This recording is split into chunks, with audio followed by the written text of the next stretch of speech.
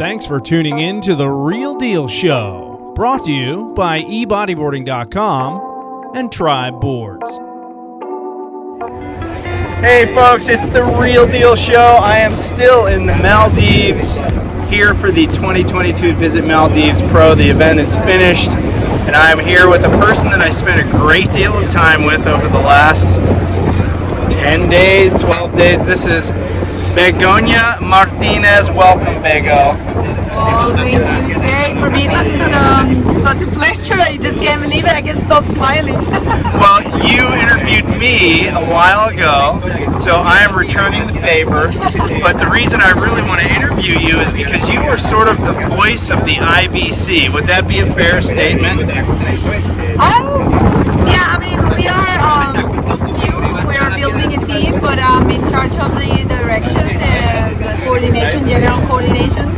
Yeah. Yeah, so let's talk about your history before we get into the IBC. You were born in Venezuela, right? Yeah, that's right. I was born in Venezuela, learned to surf there, and left actually. At Isla Margarita? No, at the La Guaira, which is a coastline close to the main city, to the capital city. Okay. And I actually got the Alamar, which is close to the airport. And I left 3 years after I started, and I lived in Panama for almost a little bit more than 5 years. And then I moved to Chile.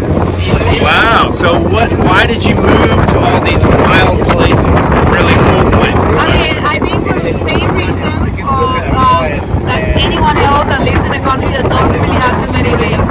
So Venezuela has good waves, but it's the consistency is really low. And I was looking for waves, and actually started bodyboarding really old in my set. I was 24. Okay. I'm 41 now. So You should have said, I've only been bodyboarding for 4 years, so people would think you're 28. But that's okay, that moment has passed. You're still very young compared to me. I'm always someone younger and so always someone older. That's right. That's right. So you got a late start in the sport. Okay. That's right. So I got very anxious, I wanted to get better. I wanted to surf good. And I was like chasing the waves, and it was very frustrating because I was studying. I am actually a lawyer. I went to law school, I graduated. And I was studying, I only had the weekends. Every time I go to surf, there's probably no waves. And I was really frustrated, so I said, I'm not going to dedicate myself, my life to law, because I was so in love and obsessed with bodyboarding that I said, I need to leave this country to go to some place that there's more waves, there's better consistency. And I was trying to find my way, and I met a person that told me that they were hiring someone that speaks English in a multinational company. And you learned to speak English in school or in the United States? Because you left out that part where you came to the USA, right? I learned in the USA. Yeah, I lived in the USA for a while. So talk about what you did, because I'm going to ask that question. I worked in semi-trucks, 18-wheelers. Trucker, convoy. So you were working in the trucking business, and what were you doing? I was working in a moving company, an Israeli moving company. Israeli moving company based in what city? Well, first I started to work from Miami to LA back and forth we will do, and then I worked for the same company, but Miami to the West Coast. Okay. Yeah, which is New York. Yep. And then I came back another year and I did Miami, LA, New York, Miami. So I basically made like 37 states or something. That's more than I've been to. I know, but I only saw them from the window. Right, sure. And truck stops. I'm sure you hit many truck stops. Many truck stops, many weird things I saw. Oh, I bet. So you learned English in your time in the United States, right? I actually started speaking English by myself. I loved Friends. I remember. Yeah, the show. Yeah, of course. the show. And That 70s show. Oh yeah. Yep. And I was in Seinfeld as well. Okay. And I was so into it. I love languages, and I think I do have some sort of ability, skill. Yes. Could you speak also Portuguese? Yeah, I'm studying. I do speak, but I'm getting better. I'm studying Portuguese and French. Wow. I feel so inferior. We can finish one story. Yeah, that's amazing. And if you've heard, by the way, if you heard any of the IBC webcasts, you know she is quite fluent in English, and it's amazing to me that you can switch back and forth between languages like that. Trying, still a challenge. So anyway, we're continuing on. You grew up in Venezuela, you moved to Panama, both warm water locations, but it wasn't enough for you. You wanted bigger and gnarlier waves. You nailed it. So you said, what did you just look at a map and say, Chile, that's where I want to be? It was all meant to be, I guess. I was like a little bit obsessed with the fact of surfing bodyboarding waves, because in many of these spots you have a lot of surfers, and it's okay, but we do have differences in the type of waves. So I was in the hunt, but I didn't really choose Chile. My husband is Chilean, and he actually found me. I made 2 titles, 2 national titles in Panama. He actually Googled the national champions, and he found my name, and he wanted to sponsor the national champions. Really? Yeah. This is an interesting story. I thought you were going to say you found him on Tinder, but if you know what that is. Okay. But no, he wanted to sponsor you, and he certainly did sponsor you and became your husband, right? Yeah, it was a process. We spoke for 2 years. I was living in Panama selling. He was representing milkshakes and turbo. Oh, milkshake would be good right now. I know. So steamy, huh? Sorry, go ahead. And I started, and yeah, he sent me some boards, and I started selling, and we started having a lot of conversations and met each other very well without even seeing each other in person, and sort of fell in love of the person. That was pretty cool. Yeah. And that's we decided, like, after 2 years and a half talking and working, we said, let's meet in person. We put Peru, which was in the middle for him. Oh, right. From Chile and Panama. Yes.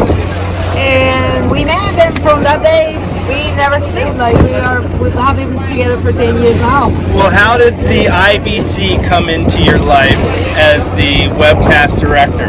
How did that happen? Because you've been doing it, announcing World Tour events for 9 years, and this is 2022. We're recording this interview, so since 2013, right? See, yeah, actually, I'll be 9 years. It's since 2014. Okay. It's not 8 years. What was the first event? The first event was in the ISA World Games in Chile, in Iquique, where I live. I was not even thinking about being an announcer or commentator. I actually had a degree on professional conference organizer, and I was working for the local committee of organization. So I worked for. What are you doing there, Juliano? He's trying to get on YouTube. So they knew you spoke English well, and you knew surf.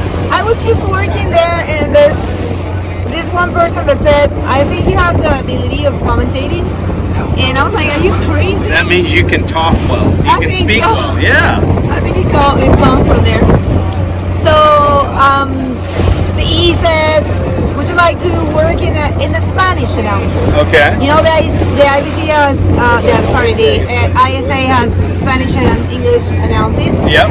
And so I started there, and I remember they said, you want to do some interviews, and I did. We were switching, and I did some interviews, and I remember the person who was in charge at the moment for the the ISA said he liked very much the way I worked, and for the next, and that year after that, they started calling me for the events in Chile. You know, Chile had always had Arica. Yeah. So I worked interviewing there, and that year I worked for some nationals, and the next year there was another ISA event, and I worked again. I think it was my first. No, actually, I did the Spanish also. But then they saw I had potential in using English as well. So after that, it just started, man. The ball kept rolling, I guess, and I started getting jobs, and then I started working for the APB, and I worked for the APB in all the events in Chile, interviewing mainly, and some commentary, every now and then.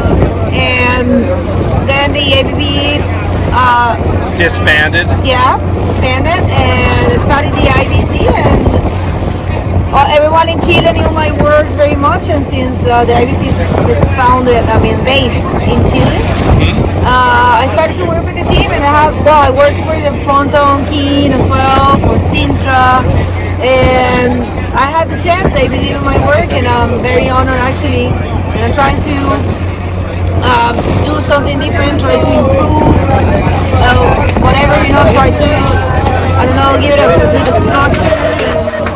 I hope just make it more professional. Make it more professional, right? I think the sport deserves that. I'm not saying the previous hasn't been professional. Yep. I think the previous jobs have been amazing, probably funnier, but the fact is today, the sport, the bodyboarding became more sport, I would say more like a serious sport. Back in the day, it was more about just having fun. You said it yourself. You guys didn't even stretch or anything like that. You didn't even eat well. That's right. Sleep well. Those things were, not there. And nowadays, all of the athletes that are in the World Tour are very driven. They train. They have a good preparation. So also, it's what the sponsors are looking for. They're looking for that image. So I believe, it's probably I'm wrong. I'm trying, but you're not wrong. You're absolutely right. There's taste for everything, right? Yeah. You can. Not everybody will like you, and not everybody will like what you do. But you have to believe in in whatever you think it's best. Right. And that's what I'm trying. And everyone in the IBC is trying to give it a structure, try to, work professionally, and thinking always that there will be a potential sponsor, not only for the tour but for the athletes, or there will be some governmental personalities watching, or you name it. It could be all kinds of people watching, professional people that want to have a more serious, I would say, maybe. Yeah. Because the previous commentary was professional as well, but just, I would say, a little bit more informal, or. Yeah. But I know for a fact there's a lot of people that enjoy that, so we might get into a point that we have a balance. Right. For that. So. But I like that you're trying to put out a professional product to gain the attention of companies or governments, like you said. And I think this event here in the Maldives was absolutely amazing in terms of that goal. I think you achieved an amazing accomplishment with this event. Do you feel good about this one? Yeah, I feel very good. I think it's a teamwork. Of course, it's not on me. The guys, the local suppliers they were really special, I would say. They were very focused on delivering a very good product, very professional, and that's a lot of them. And of course, all of the team in the IBC and everyone involved. Danny Hernandez from Tonkin, from Gran Canaria. Glenn Cuevas, of course, and everyone involved in this event. It's been giving a lot. We have been working very hard. We're very passionate, and I don't know, we are trying to bring you something different and professional. We hope you like it. Well, let's take the organizer hat off and put on the competitor hat. You competed at this event, and you compete at most of the events that you announce. And so bodyboarding for you is not just about promoting the sport. You're a competitor, right? Yeah, I'm not that good, I guess. I do. One of my personal goals at this point is to do both things good. Yes. Right now, like I told you yesterday, I'm very passionate about the commentary and the whole direction of the streaming. Very, very passionate, and I think I leave aside a little bit of preparation and mindset to compete. Yeah, because it's hard. You're doing everything. I mean, you were literally there in the studio with the mic on up till like 5 minutes before you had to run get your jersey for your heat. Well, it's That's gotta a lot be of that stress. way, you know. I can't. You can't. Yeah, you I can't can't have any compromise. advantage, you know, and I compromise understand. my work or, I mean, I don't know, abuse of you, leaving you too many hits there, you know. If I decide to do both things, I have to keep the pace. She's a very responsible person, which is amazing. And now let me ask you specifics about your bodyboarding. What's your favorite spot? And the world? Yeah, to bodyboard. What do you love? What's your favorite spot in the world? That's first question. Where I live, I love Intendencia. It's a spot. That's that I'm in very- Iquique, where she lives. Okay. And beach break wise, I love Punta Colorada in Mexico. There's a contest going on there right now. Yeah, that's As we so record cool. this, yeah. I love, from when I've been, I like wedgie. I have to say I'm not too much of a big wave rider. Yeah. I would say I like wedgie, kind of barreling style of waves. In Iquique we have many. Oh yeah. And there's also very good points in down south Chile, and they're all left-handers. Yep. And but those are cold, very cold. Yes. And let's see. Oh, that's a tricky one. There's so many. Okay, so you live in Iquique, but you have a business that you run. Talk about your business. Seriously, can I? Of course. This is an open conversation on the Real Deal Show, even though you may steal customers away from ebodyboarding.com. No, I'm just kidding. You don't. Tell me about your business. We're so small. No, I want to hear about your business. Tell me about it. Here's your chance to promote it. Thank you. Of course. Thank you so much. Yeah. This brand. Its name is erizos. It's the Spanish word for sea urchins, Oh, and that's why it's like all spiky. Spikes, This yep. is an erizo. you sea don't want to urchin. step on a sea urchin. Yeah. Okay. And there's so many in Iquique. Oh, are there? Yeah, oh, many. Oh my gosh. Okay. It's all reef. I mean, rocks and it's full And of reef, urchins, yeah. and barnacles. Oh, jeez. And it's actually my husband's brand. Okay. He started it with his partner back in 2007, and it's a main brand from Chile. We are very poor. We are not so big or famous, I would say. We had Aldo Munoz, though. We're sponsoring him. It's our main guy. We have Santiago Sanchez from Argentina, which is a huge charger, free rider. We have Antonio Cardoso from Portugal at this point, but he's also right now more like a free surfing style. And we produce all kinds of, among many others. We have Michel Copeta in Romney, is a great Romney rider. We have David Barbosa in Brazil, and Joaquin Soto in Iquique, and Agustin Figueroa. Those two guys young guys are really good. And we produce everything. We produce boards in the same factory as everyone. Under the Erizos name? Yeah. Okay. We have boards, fins, accessories, Full clothing. line of private label products. Yeah. All there is. Bags, all kinds of things. I mean, not all there is. We don't have like wheeled bags or something. Sure. Yeah.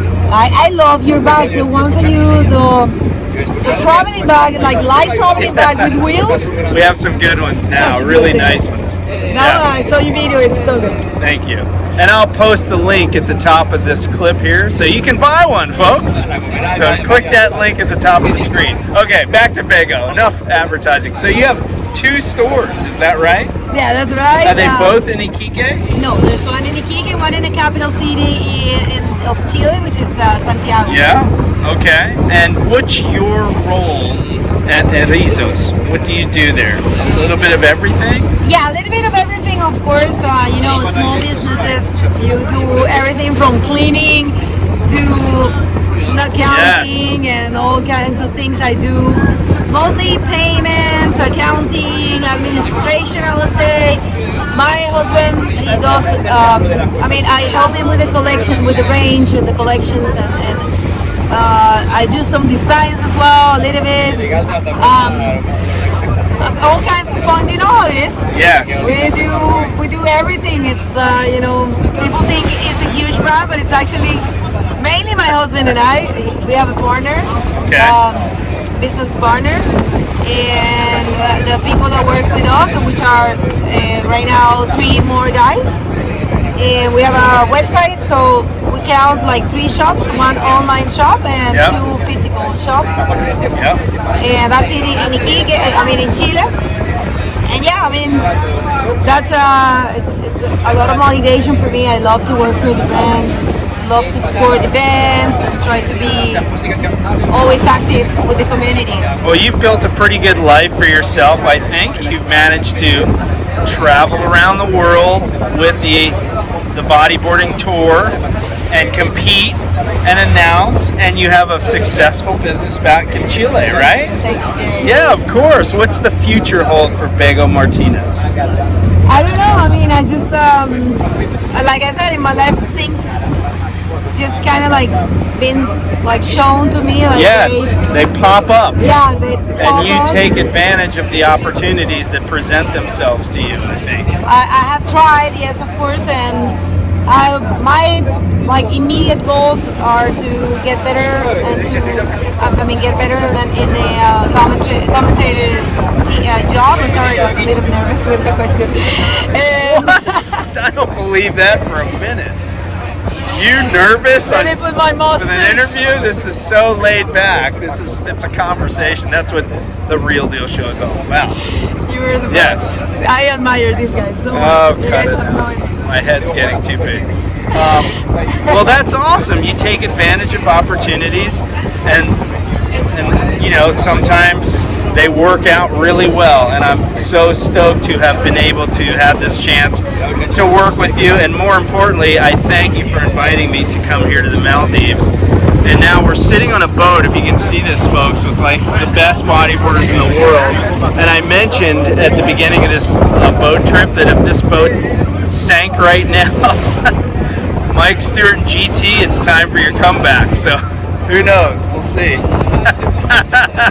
Although if you're watching this, that means the boat didn't sink and this clip was saved. Anything else you want to say? I just want to thank you. Everyone in the world is very happy to have you commentating back in the commentary booth. Thank you. You're amazing. You're a person. You're a role model for me as well as Vicky. You guys have dedicated your life to bodyboarding. There's only a few that I can say right now these days that are in the same spot that you guys are. So just want to thank you for everything you have done for the sport, for taking the chance and the break for coming here and honor us with your presence. Definitely looking forward to have you again. And thank you very much, everyone, for your nice support. And if you have any ideas or any thoughts you want to share about getting better in the commentary business for all of us, we are completely open. Yeah, put them in the comments down below if there's any suggestions you might have. And be nice, people. Be nice. Yeah, where's the lens? There it is. Please, because I know, like I said, you can't. Not everybody would like you. You're not going to please everyone. Right, but definitely there's a lot of sacrifice. It might look like a paradise life, like a perfect life, and I'm not complaining, but there's a lot of, there's a lot. I don't think we're going to get much sympathy. Look at this view. But you're right. We're working 7-8 hours a day. You try talking non-stop for 7-8 hours, and that's just this event. Some events you go like 10-11 hours a day. That's right. That's I mean, happening in Antofagasta. it's insane. So yeah, there's a talent to it, and she is the master. I'm learning from the master. So this has been it's been an amazing trip. We're finishing it off. Here's our last full day, at least for me, and it's been a pleasure. And we're super stoked. I don't know where we're going, what we're doing. Who knows? We're going to Cokes. I love Coca-Cola. I surfed it the other day, so we're heading up that way. We're gonna have a surf, and we'll see where the future leads us, folks. So that'll do it for this episode of The Real Deal Show. Thank you to Bego Martinez for her time. If you like this show, give it the thumbs up. Subscribe to our YouTube channel. Again, put the comments down below. And if you listened on the podcast, I hope you enjoyed it. I do apologize in advance if the audio is not perfect. We're literally on a boat, and I'm blocking the microphone from the wind. So it's not going to be perfect, but neither are we. So that's it, folks. We will see you next time, and as always, we'll see you in the surf.